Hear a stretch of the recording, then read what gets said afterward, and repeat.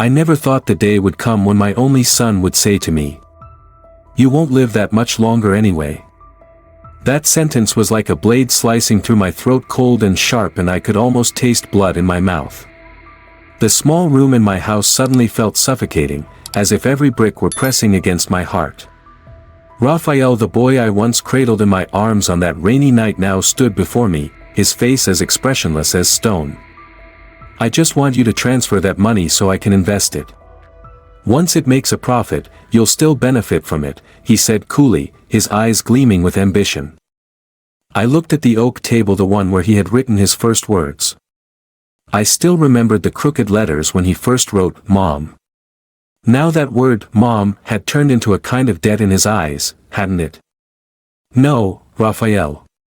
That's what's left of my life," I said, trying to keep my voice calm, though my hands were trembling, my fingernails digging into my palms until they bled. Raphael let out a mocking laugh.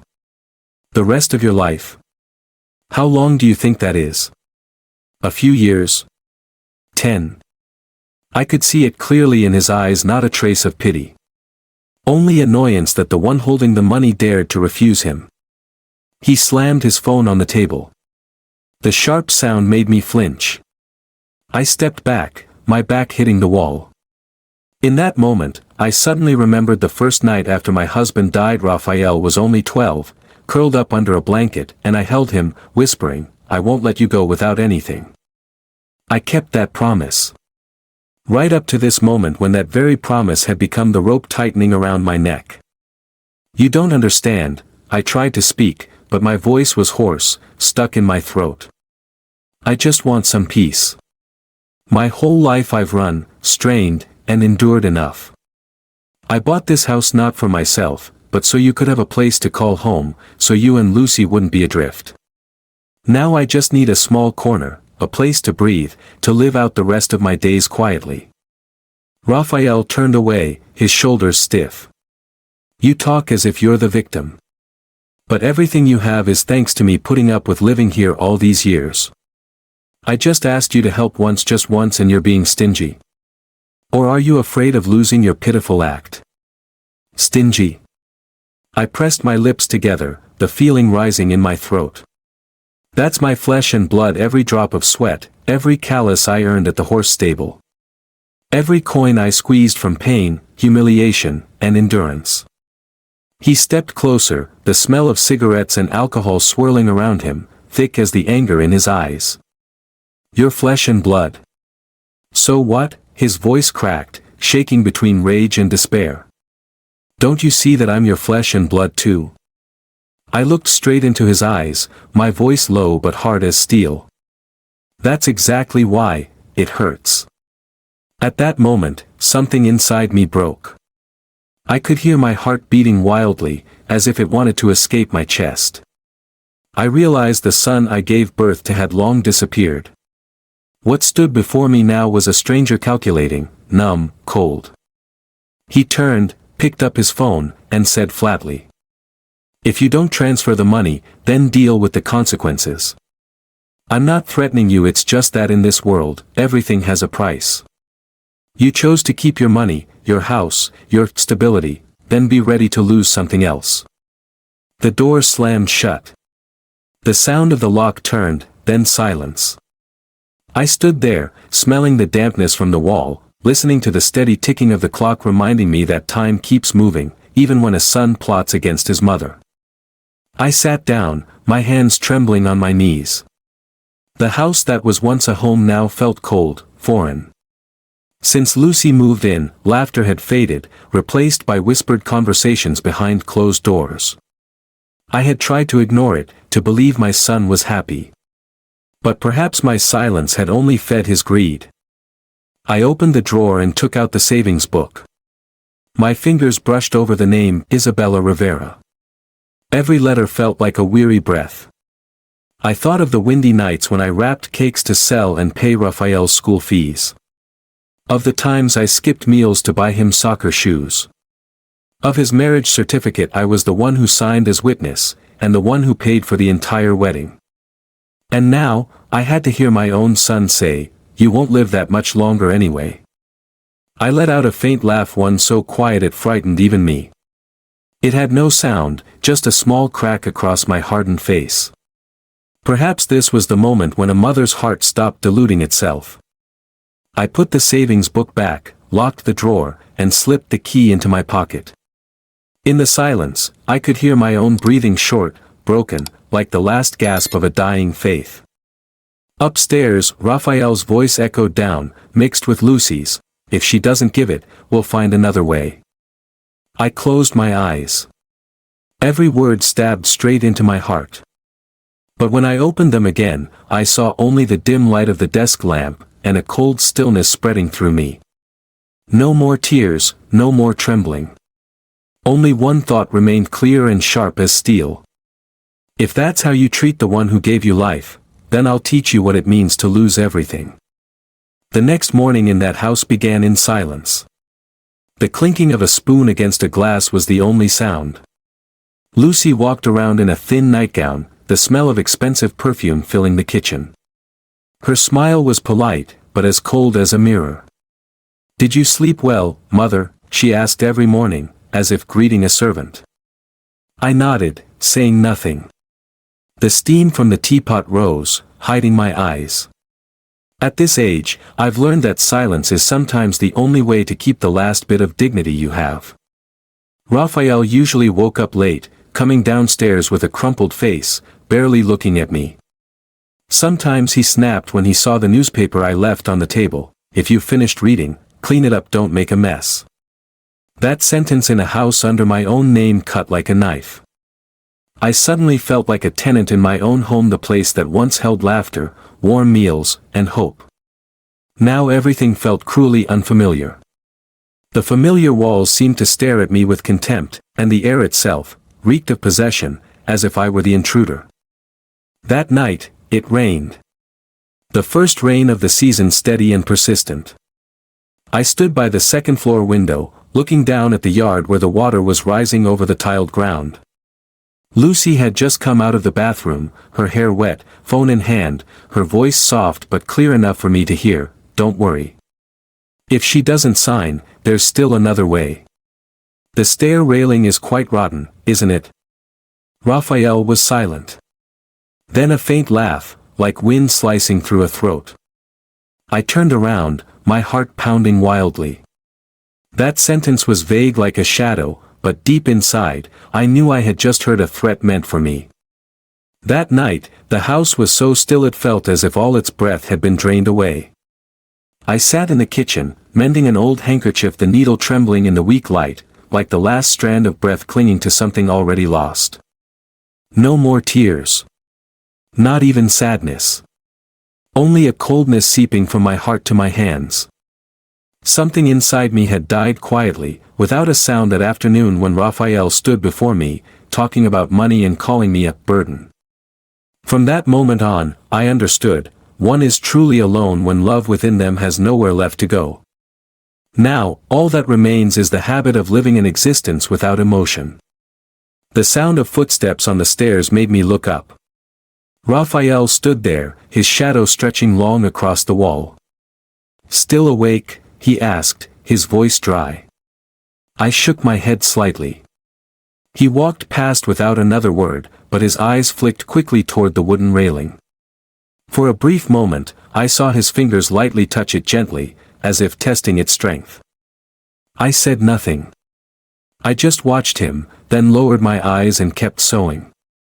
The stitch went astray, piercing the tip of my finger. Blood welled up, bright red against the white fabric. I looked at that drop of blood and saw myself in it, fragile, weak, but still alive. The next morning, the house was silent. Lucy skipped breakfast. Raphael said he had to meet a client. I stayed behind, cleaning the staircase, wiping the dust off the railing. The wood really was rotten, deep cracks like dry veins. I ran my hand over it, a bad feeling stirring inside me. That evening, when the rain stopped, I went upstairs. The hallway light flickered, casting my warped shadow against the wall. I gripped the railing and took slow steps. The wood was cold and slippery. I had just set my foot on the third step when I heard a faint crack. Just a split second. I fell. Everything spun. The staircase, the light, my reflection in the mirror all blurred into one. My back hit the floor hard, my head struck the edge of a step. A dry sound echoed inside my skull. Then, silence. Hot blood flowed from my temple, seeping into my hair, running down my cheek. I tried to lift my head, but couldn't. From the corner of my eye, I saw a pair of shoes at the top of the stairs. White. Lucy. She stood there, silent, looking down. Her eyes showed no expression, she just tilted her head slightly, then turned away. I closed my eyes. In the darkness, I heard the laughter of a child echoing Raphael as a boy, running around the yard, shouting, "Mom, I won." That memory, for a fleeting moment, brought me warmth. Then it went cold again. When the hallway light went out completely, all I could hear was the sound of rain falling on the porch. Blood trickled from my head, dripping onto the old stone floor. Each drop was a fading breath. I didn't know whether I would live or die. But in that moment, I realized something: silence can kill, but it can also save. If God gives me one more breath, I will use it to uncover everything. When I opened my eyes, I didn't know where I was. Everything blurred through a heavy gray haze. The smell of gas filled my throat, sharp as needles. I tried to sit up, my head spinning, the wound on my temple still bleeding, sticking to the floor. The kitchen in front of me was hazy, the hissing sound of an untended gas burner steady and sinister, like the whisper of a demon. I pressed my hands down, trying to stand, but my foot slipped and my body collapsed onto the cold floor. Every muscle burned with pain, my breath short, my heart pounding wildly. "Raphael," I whispered, but the sound was nothing more than air. I heard nothing but the hiss of gas, growing faster. I knew he had come home. He had forgotten to turn off the valve. I knew that kind of forgetfulness too well, not carelessness, but intention disguised as neglect. I dragged myself toward the stove, my hand touching the icy tiles. Each movement sent waves of pain through me. I reached for the valve, but my head spun, my hands trembling violently. The gas had filled the room, my sense of smell was fading. The whole world seemed drowned in poisonous mist. The window was shut tight. I reached for the latch. It wouldn't budge. It was stuck. I tapped on it, then harder. No response. I coughed violently, each breath choking me. My eyes burned, tears mixing with the gas, hot and stinging. Amid the coughing, I saw myself inside a memory, old dinners coming back as if replayed in slow motion. This kitchen once smelled of fried onions, toasted bread, chicken soup I made when Raphael had a cold. Laughter, the clinking of spoons, his voice calling, "Mom, one more bite." Now, only the smell of poison remained. The smell of betrayal, cruelty, and malice spreading everywhere. I pounded my hand on the window harder, my palm bleeding. Outside, through the foggy glass, I saw a figure. Lucy. She stood there, phone in hand, staring inside. Not a move. Not a flicker of emotion. I gestured, tried to speak, but only raspy sounds came out. "Help me." Lucy tilted her head, the light from her phone reflecting on her face cold and clear like glass. Then she turned away, slowly walking off. I felt my heart being crushed. My breathing broke apart. I dragged myself a little farther, my trembling hand trying to twist the gas knob. It wouldn't move. I had no strength left. My body crumbled like sand. The wall clock struck 6 dry chimes, then stopped. I lifted my head, trying to take one more breath, but the air was nothing but poison now. In front of me, images overlapped, Raphael as a child, sitting in my lap, smiling brightly, Raphael on his wedding day, kissing my hand and saying, "Mom, I'll make you the happiest woman in the world." I laughed. A laugh without sound, just a faint breath escaping my chest. The smoke thickened. Everything tilted. I heard a humming in my ears, like waves crashing endlessly on the same shore. I tried to crawl, my body hitting the cabinet. A picture frame fell, the wooden frame shattered, a photo of Raphael and me at the beach when he was 16. I smiled weakly, my finger touching that face. The light before my eyes faded completely. I saw white specks shimmering, like tiny stars falling. I thought, maybe this is the moment God calls me. I let go, falling onto the cold tile floor, my face pressed against it. The final cough escaped me, caught in my throat. But just when I thought it was over, a sound broke through the wooden door bursting open. Someone rushed in. I couldn't see their face, only heard hurried footsteps, then shouting. Everything dissolved into a blinding white light. I sank into darkness, but deep inside, I knew I was still breathing. Faint, fragile, but alive. I clung to it, like grasping the last thread tying me to the world. In that void between life and death, I heard someone calling my name, distant, but real. Isabella. Hold on. That voice wasn't Raphael's, nor Lucy's. It was Vega, the neighbor who often brought pastries every weekend. A drop of cold water fell on my forehead, then another. I wanted to open my eyes, but my eyelids felt as heavy as stone. My breathing was uneven. Amid that haze, I heard Vega crying, calling for an ambulance, the sound of alarms ringing urgently. I wanted to say that I was still here. That I wasn't dead. That someone had tried to kill me in the very house I built with my cracked hands and exhausted years. But my throat only released a hoarse breath, like the cry of a soul being buried alive. And then, before the darkness swallowed everything, I whispered to myself, if I live through this night, I will never be silent again. When I woke up, the harsh white light stabbed at my eyes. The smell of antiseptic filled the air, cold and sharp. Every sound was distant, distorted, as if echoing through water. A breathing tube was fixed in my throat, my chest rose and fell weakly. A face appeared through the brightness, Vega. He sat by the bed, eyes red, voice trembling. You're alive, Isabella. They said you had only a few minutes left, but I broke the door and pulled you out in time. The whole house was full of smoke. God kept you here. I wanted to say thank you, but the words caught in the tube. Each breath burned in my throat. I only managed to nod slightly, tears spilling down my cheeks. Vega held my hand warm, rough, still smelling faintly of smoke. Rest. Don't be afraid. It's over. But I knew it wasn't over. Nothing ends when the one who caused it still walks free. The door opened. Raphael walked in, shirt crisp, tie perfectly knotted. The light reflected off his face, making everything look shamelessly false.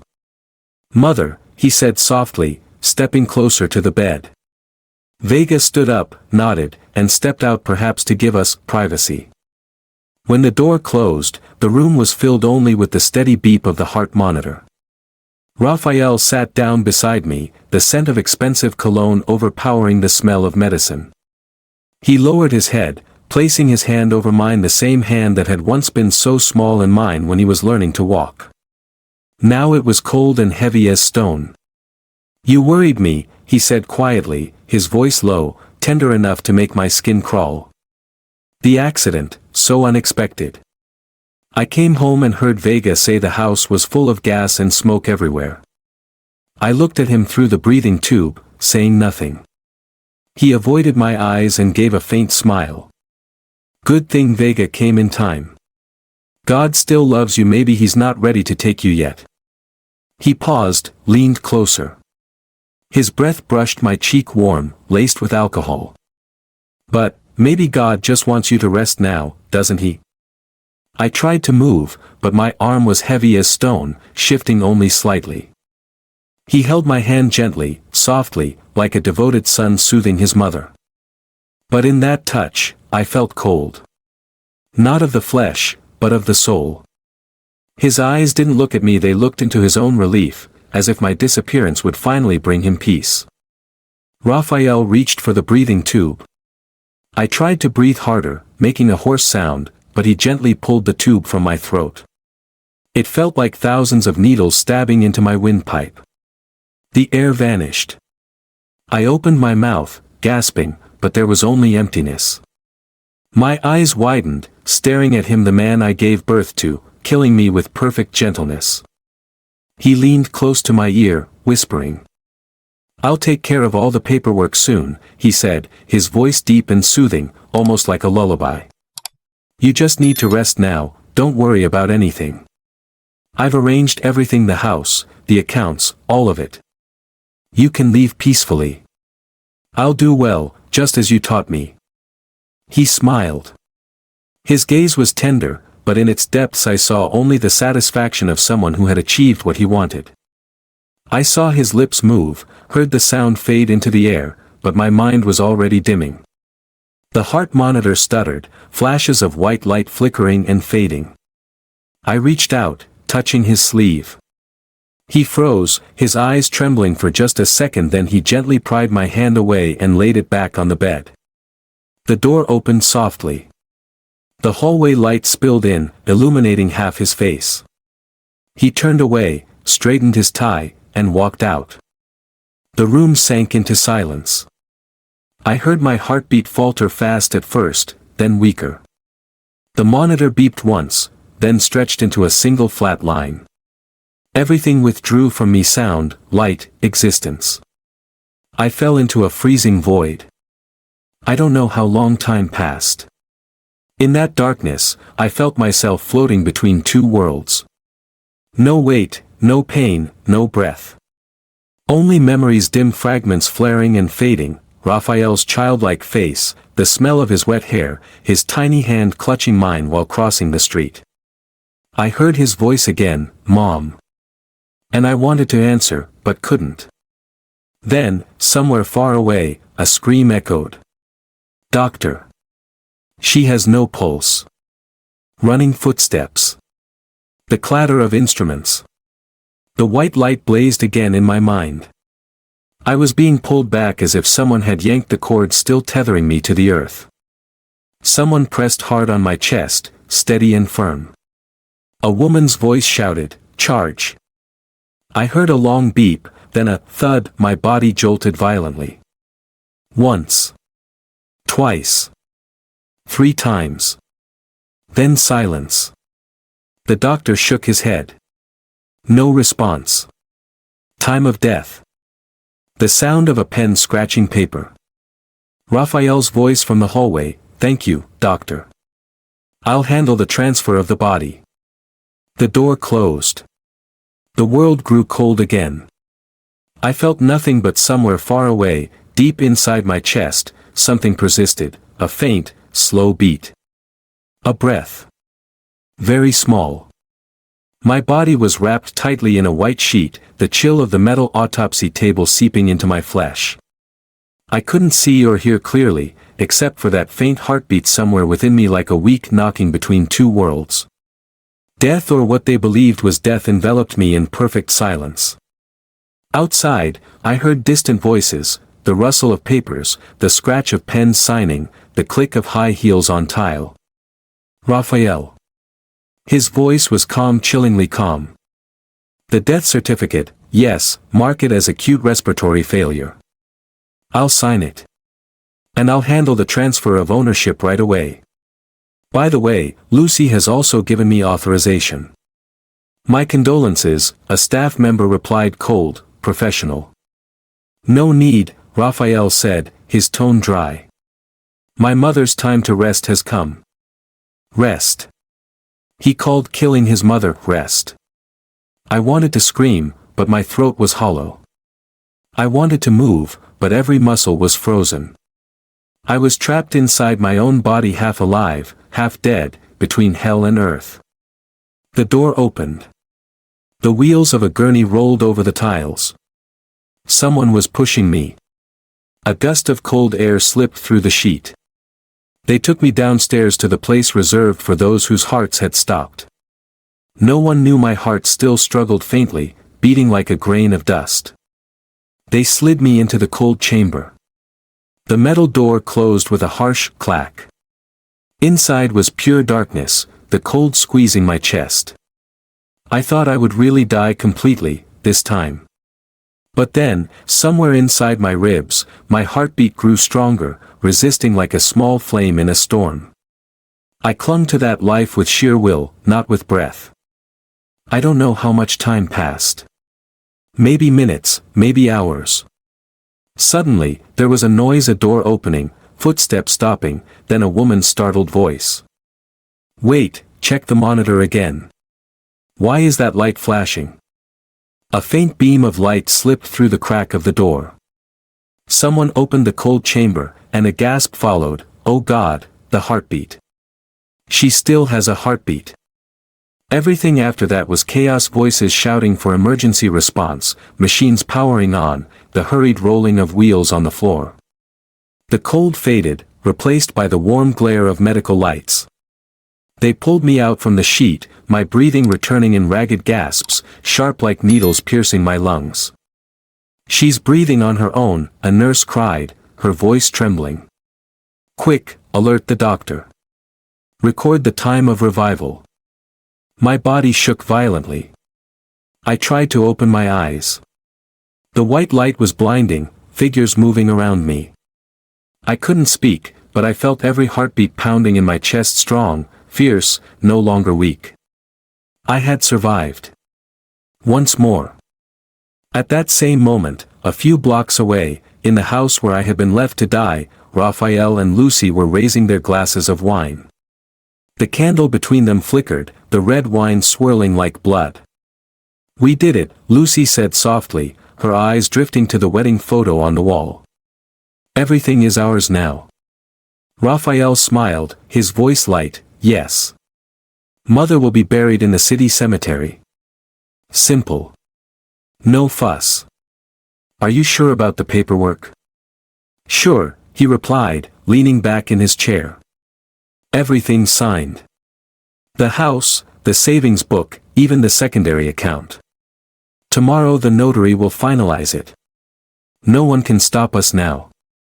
Lucy lifted her glass slightly. "A toast to peace." Two glasses clinked, a cold, hollow sound. Just then, Vega's phone vibrated. He looked at the screen, surprised. "St. Gabriel Hospital." He answered quickly, his voice urgent. "Hello." From the other end came the hurried voice of a nurse on duty. "Mr. Vega? We're calling to inform you. Mrs. Isabella Rivera isn't dead. Her body began breathing on its own. Her condition is stabilizing. She's alive." At the hospital, Vega sat in shock outside the recovery room, his hands trembling as he held the phone. He still couldn't say anything beyond shallow breaths. He had just been told that I was alive, the woman he had watched be taken to the place of the dead. Inside the white room, I lay still, my breathing steady. My eyes were closed, but in my mind, everything was clear as light piercing through a veil of darkness. I knew what Raphael had done. I knew he had wanted me dead. And now, he would have to face the woman he had buried alive. Between two worlds, I had been chosen. I did not die. I was returned not to forgive, but to end it all. I woke in a blaze of white light, the hospital lamps reflecting off the ceiling like a mirror showing every fragile breath I took. There was no smell of gas, no blood, only the sterile chill of 4 lines and the steady rhythm of the heart monitor like a hymn of life returning. My chest ached with every deep breath. A trembling hand reached for my neck, a thin, long scar where the breathing tube had once been pulled out by the very hands of the son I had borne. The skin was rough, cold, hard like the lingering touch of death etched into my body. I didn't cry. I just stared at the ceiling. The lights above shimmered faintly, metallic and sterile like Raphael's eyes before he pulled the tube from my throat. I heard Vega's voice outside the door, speaking softly to a nurse. "Don't let anyone in to see her. She needs rest." His voice trembled, but it was firm. Perhaps he understood. And perhaps he was the only one who still believed that this return wasn't a miracle but a second chance. The door closed. I shut my eyes, letting my breath blend with the steady beeping of the monitor. Fractured memories returned, the broken staircase, the heavy gas, Lucy outside the window, Raphael leaning down to whisper, "Leave peacefully, mother." They mixed together, sharp and vivid, but within that pain, something hardened. A cold, sharp awareness, tempered like steel. I whispered, not aloud, but clearly within my mind. If God let me live again, it means I must end this evil. I began to play my part. When the doctors came and asked questions, I only shook my head slightly, my eyes blank, like someone who had lost their mind. I heard them murmuring to each other that there may be neurological damage, memory disorientation after trauma and oxygen deprivation. I stayed silent, letting them believe it. Every word I didn't speak was another brick in the wall I was building to protect myself. Vega quietly helped me. He told me everything: how he saw the smoke, broke the door, pulled me out of the house, and how Raphael arrived afterward, calmly signing the death certificate. When he got to that part, his eyes turned red. I can't forget his face, Isabella. It wasn't grief. It was satisfaction. I took his hand. "Don't tell anyone I woke up," I whispered, my voice hoarse, weak but steady. "Not even Raphael or Lucy. I need them to believe I truly died."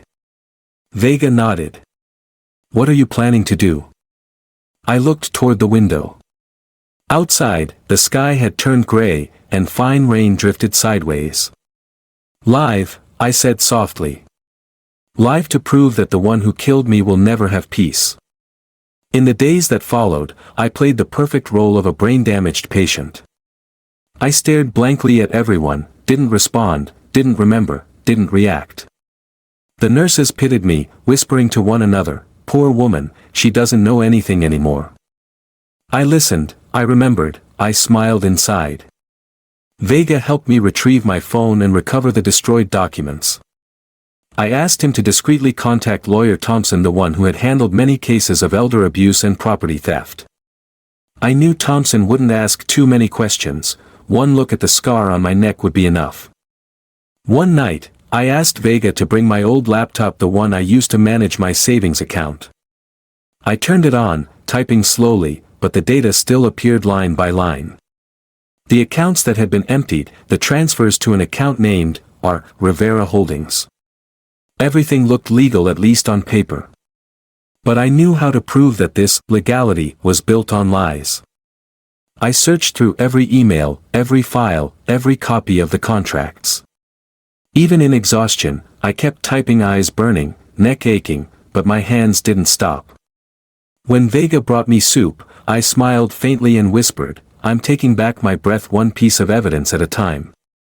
Late one night, the hospital window was slightly open. The cold wind blew in. Through the mist, I saw headlights by the hospital gate. Raphael. He stood there, talking on the phone, his posture calm. "I've already signed the cremation papers," he said, his voice low but audible through the crack of the door. "We just need the hospital to finalize the file. It'll be done by morning." I smiled faintly. Morning. A simple word, but to me, it meant the chance to turn everything around. The next morning, when Vega came, I whispered, "Get me out of here. Not through the main door. No matter what it takes." He looked at me and shook his head. "It's too dangerous." "Danger is the only thing I'm still alive for," I said, my tone soft but firm. We waited until night. Vega disguised himself as a janitor, pushing a cart of linens with me hidden underneath, covered by a blanket. As we passed through the back gate, I heard the steady rain mixing with my heartbeat, no longer the beat of a weak woman, but of someone who had returned from hell. In the darkness of the small truck, I opened my eyes. Vega drove in silence. Through the fogged window, I saw the city lights fading behind us, the golden glow drifting away like dissolving memories. I whispered, my voice hoarse but filled with meaning. "I didn't die, Vega. I've only just begun to live. We left the hospital in the rain, the wind cutting through the cracks of the truck like cold blades. Wrapped tightly in an old coat, I sat still in the back seat, staring straight ahead. The city slipped by in a blur of dim yellow lights, distorted by the water on the glass. Every building, every street, every place I'd once walked while alive, now had a different hue, cold, distant, silent like a cemetery. Vega drove slowly, avoiding potholes. He said nothing, only glanced at me occasionally through the mirror. Finally, he asked quietly, "Where will you go now, Isabella?" "To my brother's old house, on the outskirts of Helena Valley, Montana. No one knows about it. I need time." We arrived near dawn. The small wooden house stood isolated in a field of grass, surrounded by thick fog. I stepped out, my legs trembling but my mind unnaturally clear. The air here was different, truly quiet, with no machines, no smell of medicine, only damp earth and the whisper of wind through old tiles. Inside the old room, I began piecing together every fragment of memory, every bit of evidence Vega had brought from the hospital, copies of records, transfer certificates, account files. Everything was clean on paper, but I knew how to read between the lines, where lies lived. 3 days later, Vega brought Lawyer Thompson. He froze when he saw me, the woman whose death certificate he had already read. "Mrs. Rivera," Thompson said softly, as if afraid to offend a ghost. "You are still alive." "I escaped death," I answered quietly, looking straight at him. "But God spared me for a reason." Thompson stayed silent for a long while, then nodded slightly. "If you wish, I can help. But we'll need evidence, proof of intentional interference." "I don't have a video," I said evenly. "Only a scar. And a witness." "Witness?" "Mr. Vega," I looked at him. "And if we're lucky, there might be a recording in the hospital." Raphael was in the recovery room when no one was allowed in. The internal camera might have captured it. Thompson nodded. "I'll request access. And I'll need you to write a full statement, from the very beginning." I looked at my hands, thin, trembling, but still strong enough to hold a pen. "I'll write," I said. "Every detail. Every stolen breath." That night, I sat down to write. Under the dim yellow light of an oil lamp, each sentence fell slowly, like drops of coagulated blood. He pulled out the breathing tube. He said, "I'll help you leave in peace." I saw his eyes never blink. I couldn't scream. With every line I wrote, my heart beat harder, not from fear, but from the certainty that I was alive again, not as a fragile mother, but as the witness to her own attempted murder. A week later, Thompson called. His voice was deep but tinged with excitement. "We got the footage. Recovery room camera, frame at 11:47 p.m. clear image. Raphael standing beside your bed. And it shows him pulling the tube." I closed my eyes silently. No tears, only a chill spreading down my spine. "Anything else?" I asked. "Yes." After that, he left. 3 minutes later, the heart monitor went flat. The nurse entered too late. I filed a preliminary charge. The police will issue an investigation warrant within 48 hours. I said nothing more. I just looked out the window, the wildflowers swaying gently in the breeze. The faint morning light fell across the table. On it sat a cup of tea I hadn't yet touched, steam still rising, thin as a soul not yet gone. 2 days later, Raphael received the investigation order. I knew it from Vega. He told me that when the police knocked on the door, Raphael was sitting in his office, a glass of wine in hand, while Lucy was trying on a dress in the bedroom. When the officer finished reading the last line, Raphael turned pale, his fingers gripping the glass so tightly it cracked. "Impossible," he whispered. "She was dead." I imagined his face at that moment, pale, lips colorless, sweat beading on his forehead. The man who had once stood before my lifeless body, signing my death certificate, now had to read an investigation warrant bearing his own name for killing his mother. That night, I sat alone. Vega and Thompson had gone home. The room was silent. The wind from the field slipped through the crack in the door, carrying the scent of damp earth and wood smoke. I lit a candle and placed it before the mirror. In the flickering light, the reflection staring back at me was no longer that of a betrayed woman, but a soul who had rewritten her own death. I spoke softly, almost whispering to myself. He thought his mother was just a memory. Now she has become a nightmare. My phone vibrated. A message from Thompson. Tomorrow you must appear in court to sign the confirmation. The police have agreed to provide witness protection. I read it over and over. Each word gleamed like a sharpened blade. Outside, the rain began to fall. I stood up, walked to the door, and drew a deep breath of the damp, cold air. In that moment, I saw myself clearly. Isabella Rivera, the woman who had died, come back to life, and was now returning to claim justice. No more tears. No more fear. Only silence, the last weapon I would use to the end. The trial opened on a clear June morning, the sunlight so sharp it revealed every dust mote floating in the air. I sat in the front row, a thin scarf around my neck hiding the scar beneath the gray fabric. People looked at me as if a ghost had stepped out of the grave. It made sense on paper, I was dead. And today, I had come to live again before the eyes of justice. Raphael entered with his lawyer. His shirt was pressed, his shoes polished, but sweat gleamed on his forehead. When our eyes met, he froze. For a second, shock flickered into terror. I didn't look away. No anger, no tears, no trembling, only stillness, the kind he had never understood, the kind of silence that kills by forcing one to listen to their own conscience. Lucy sat beside him, clutching her purse, her face ashen. They looked like two people sitting in a pile of ashes, pretending not to smell the smoke. Lawyer Thompson stood, his voice firm, each word resonating through the courtroom. Your Honor, this is a case of attempted murder and deliberate financial fraud against an elderly person. The defendant Raphael Rivera removed the breathing tube from his mother while she was still alive.